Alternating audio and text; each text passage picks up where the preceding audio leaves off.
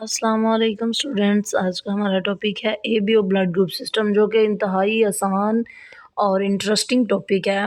इसको हम डिस्कस करेंगे आज, एबीओ ब्लड ग्रुप सिस्टम।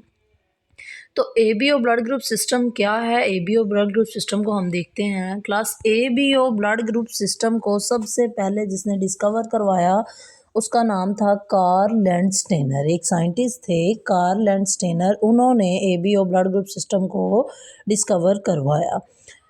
जो एबीओ ब्लड ग्रुप सिस्टम की जेनेटिक इन्फॉर्मेशन थी, उस जेनेटिक इन्फॉर्मेशन को एक्सप्लेन किया एक और साइंटिस्ट थे जिनका नाम था बेरस्टेन। बेरस्टेन ने एबीओ ब्लड ग्रुप सिस्टम को एक्सप्लेन किया। उसने क्या कहा कि they are controlled by I. ABO blood group system के बारे में क्या कहा जाता है कि एबीओ ब्लड ग्रुप सिस्टम को एक जीन कंट्रोल करता है जिसे नाम दिया आई का। आई को जीन का नाम दे दिया गया, ठीक है। आई जीन जो है वो प्रेजेंट कहाँ पे होता है? उन्होंने कहा कि आई gene is present on chromosome number 9। Chromosome number 9 के ऊपर जो आपका आई जीन है वो प्रेजेंट होता है, जैसा कि ये मैंने रिप्रेजेंट कर दिया। यहाँ पे आई जीन कंट्रोल कर रही होती है डिफरेंट अलील्स को, जिसमें आई ए, आई बी और आई अलील आ जाता, जिसको एक ही जीन कंट्रोल कर रही होती आई जीन। मीन जो एक आई जीन है वो 3 तरह के अलील्स को कंट्रोल कर रही, ए वाली को, बी वाली को और स्मॉल आई वाली को, ठीक है। ये अलील्स का क्या कॉन्सेप्ट है? इसमें कहा जाता कि हर जीन जो मोर देन 2 अलील्स, जिसमें 2 से ज़्यादा अलील्स आ जाएं, हर वो जीन जिसमें 2 से ज़्यादा अलील्स आ जाएं उसे हम नाम दे देते हैं मल्टीपल अलील्स का। हर जीन के अंदर एक अलील है, अगर उसके अंदर 2 से ज़्यादा अलील है तो it's mean this is known as multiple allele. ये आपका शॉर्ट क्वेश्चन भी बन जाएगा। अच्छा, अब ब्लड ग्रुप सिस्टम का ताल्लुक क्या है कि ब्लड ग्रुप सिस्टम में आपके पास आ जाता है एंटीजन और एंटीबॉडीज़। एंटीजन और एंटीबॉडीज़। अब एंटीजन क्या है? एंटीजन बेसिकली एक प्रोटीन है जो प्रेजेंट होती है रेड ब्लड सेल्स के ऊपर। मींस हमारे जो रेड ब्लड सेल्स हैं, हमारी बॉडी में जो रेड ब्लड सेल्स हमारे मौजूद हैं, वो रेड ब्लड सेल्स जिनका ड्यूरेशन 4 मंथ्स का होता, ठीक है, वो रेड ब्लड सेल्स के ऊपर आपकी लगी होती हैं एंटीजन, ब्लड की एंटीजन। ये आपके पास फॉर एग्जांपल एक रेड ब्लड सेल्स है, ये इसके ऊपर एक एंटीजन लगी हुई है। ये प्रोड्यूस होती है एम्ब्रियोनिक स्टेज में, मींस जब चाइल्ड बर्थ स्टार्ट होती है इन मदर्स बॉडी, तो इट्स मीन कि ये तब ही बनना स्टार्ट हो जाते हैं। अब ये जब रेड ब्लड सेल्स के ऊपर एंटीजन बनती हैं तो ये एंटीजन तब तक एक्सप्रेस रहती हैं जब तक डेथ नहीं, means till death, antigen express till death.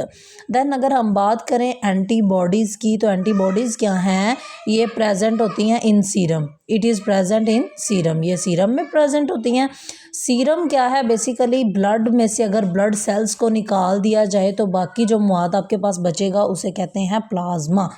For example means ये आपका ब्लड है, ब्लड में से आपने ब्लड सेल्स को क्या कर दिया? एग्जिट कर दिया, मीन इसको निकाल दिया, तो जो आपके पास मवाद बचेगा उसे हम नाम दे देंगे प्लाज्मा का।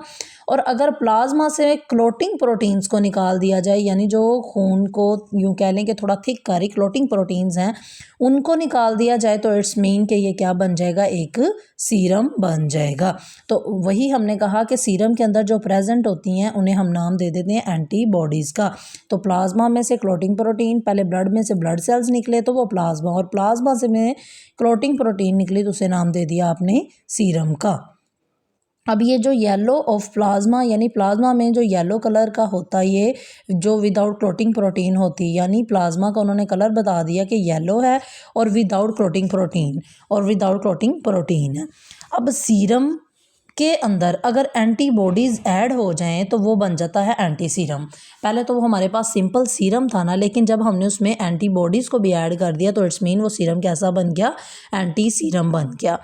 ऐसा सीरम, आगे हमने कहा कि serum in which antibodies are present, ऐसा सीरम जिसके अंदर एंटीबॉडीज़ प्रेजेंट हैं, it is produce in first few months after birth, यानी बर्थ के कुछ ही मंथ के बाद, यानी फर्स्ट फ्यू मंथ्स पहले ही कुछ महीनों में वो जो सीरम है वो प्रोड्यूस होना स्टार्ट हो जाएगा। कौन सा सीरम? एंटी सीरम, मतलब जो सीरम प्लस एंटीबॉडीज़ है, एंटी सीरम का हमने उसे नाम दिया था, वो बनना स्टार्ट हो जाएंगी। ये नेचुरली प्रोड्यूस होते हैं, मीन्स ये आपके due to the absent of antigen, means जब एंटीजन एब्सेंट होंगी तो वहाँ पे क्या मौजूद होगा, वहाँ पे आपकी एंटीबॉडीज़, मींस एंटीबॉडीज़ हमेशा अगेंस्ट होंगी एंटीजन के। अगर आपके पास एंटीजन ए है तो एंटीबॉडीज़ आपके पास बी होंगी, ये एक दूसरे के ऑपोजिट होंगे। रिलेशन में एक बात याद रखिएगा, जो जीन आई ए है और आई बी है, ये दोनों जितना आई ए ज़ाहिर होगा उतना ही आई बी ज़ाहिर होगा। मतलब कि आई ए जितना अपना इफेक्ट शो करेगा और आई बी इतना इन दोनों का इफेक्ट सेम सेम होगा। अगर बात की जाए इसकी तो ये अपना इफेक्ट इन दोनों की निस्बत कम शो करेगा, इसीलिए हमने इसको स्मॉल आई से रखा। आई ए और आई बी अपना सेम इफेक्ट रखेंगे जबकि स्मॉल आई अपना कम इफेक्ट रखेगा। आगे बात की जाए क्रॉस मैच की, तो कोई भी ब्लड की ट्रांसफ्यूजन से पहले हम उसका क्रॉस मैच करते हैं। ब्लड का ट्रांसफ्यूजन से पहले, ट्रांसफ्यूजन मीन ब्लड को ट्रांसफ़र करने से पहले डोनर टू रेसिपिएंट, डोनर जो देने वाला, रेसिपिएंट जो कबूल करने वाला। डोनर टू रेसिपिएंट जब भी आपने ब्लड देना है, ट्रांसफ्यूजन करनी है, तो उससे पहले क्रॉस मैच टेस्ट किया जाता है कि अब ब्लड उनका सेम ब्लड ग्रुप होगा तो वो ब्लड आगे पास करेंगे, अगर सेम ब्लड ग्रुप नहीं होगा तो वो ब्लड पास नहीं करेंगे। क्रॉस मैच के बाद आपने ब्लड को क्या करवाना है, ट्रांसफ्यूजन करानी है उसकी, यानी ब्लड को डोनर ने रेसिपिएंट को ब्लड ट्रांसफ़र कर देना है। अगर फॉर एग्जांपल मिसाल के तौर पे हम देखते हैं कि रॉन्ग ट्रांसफ्यूजन हो गई है, कोई मिसाल के तौर पे गलत ट्रांसफ्यूजन हो गई है, ए ब्लड ग्रुप वाले ने बी वाले को दे दिया है, उसके नतीजे में क्या होगा कि हीमोलिटिक रिएक्शन हो जाएगा। हीमोलिटिक रिएक्शन क्या है, यानी कि ब्लड में एग्लूटिनेशन स्टार्ट हो जाएगी। ब्लड के जो आरबीसीज हैं यानी रेड ब्लड सेल्स जो हैं उनमें एग्लूटिनेशन, एग्लूटिनेशन क्या है, एग्लूटिनेशन कहते हैं यानी कि ब्लड जो है, ब्लड में जिस तरह ब्लड ज़्यादा गाढ़ा होना स्टार्ट हो जाएगा उसमें एग्लूटिनेशन हो जाएगी, ब्लड की जो कैपिलरीज हैं वो ब्लॉक होना स्टार्ट हो जाएंगे और ब्लड इजीली उसमें से फास्टली पास नहीं हो पाएगा। एग्लूटिनेशन मीन खून ज़्यादा गाढ़ा हो जाएगा और जमना शुरू हो जाएगा। इस एग्लूटिनेशन के नतीजे में क्या होता है कि वो कैपिलरीज को ब्लॉक कर देता है और नॉर्मल ब्लड का फ्लो नहीं होता। जब ब्लड का नॉर्मल फ्लो नहीं होगा, ब्लड उनमें से पास नहीं होगा, तो वहाँ पे ब्लड की कैपिलरीज वगैरह जो हैं वो उनके रैप्चर होने का ख़तरा बढ़ जाएगा। तो इसीलिए ब्लड को ट्रांसफ़र करने से पहले उनका किया जाता है क्रॉस मैच टेस्ट। अगर क्रॉस मैच टेस्ट मैच हो जाए, मैच होने के बाद देन ब्लड को ट्रांसफ़र किया जाता है। और जब अगर हीमोलिटिक रिएक्शन हो जाए, मीन गलत ट्रांसफ़र, रॉन्ग ट्रांसफ्यूजन से हीमोलिटिक रिएक्शन हो जाए, तो उसके नतीजे में क्या हो जाता है, ब्लड ब्रस्ट हो जाता है, यानी खून का आगे ब्लड जो है फ्लो नॉर्मल नहीं हो पाता, जिसकी वजह से ब्रस्ट ऑफ ब्लड हो जाता है।